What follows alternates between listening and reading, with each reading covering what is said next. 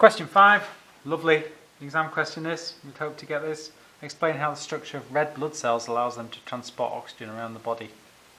Lovely. So we can see our red blood cell, see the shape there, so our red blood cell is this sort of shape. If you looked at it from above, it looks circular but thinner in the middle. And so I would certainly start off with a description of this. So I would start off with biconcave shape,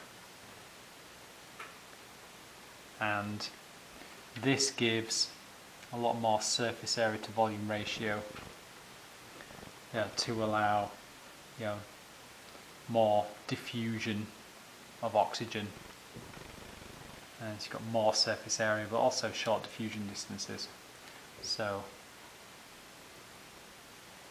higher surface area to volume ratio and a greater surface, shorter diffusion distance, so diffusion distance from the middle outwards, so greater diffusion of oxygen across that membrane.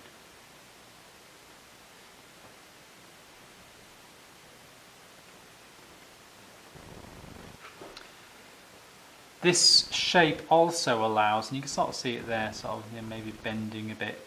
This allows the cells to be a bit more flexible when going through a capillary. So biconcave shape.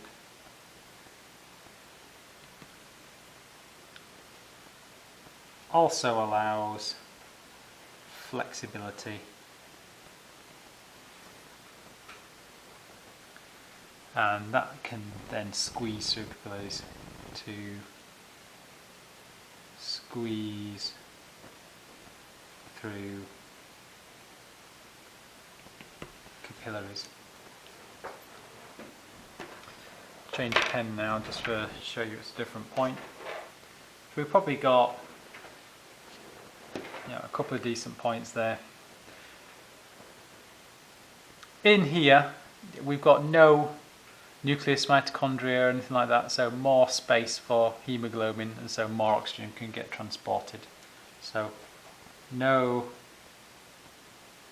nucleus or any other organelles more space for hemoglobin, so more oxygen can get transported.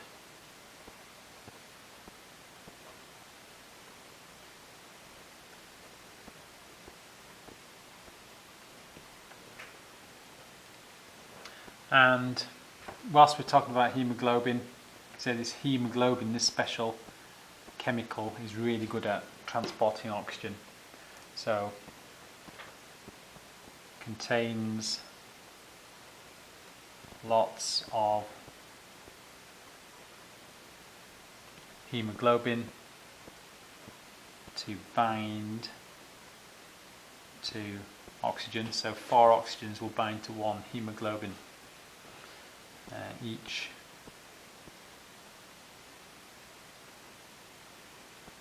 hemoglobin can bind to 4 oxygens. So we said quite a lot. Anything else really? Probably just mention the size. They're very hard to see down the microscope. Very small, which allows them to squeeze through capillaries or get a high number of them increase their surface area to volume ratio as well. So they are small.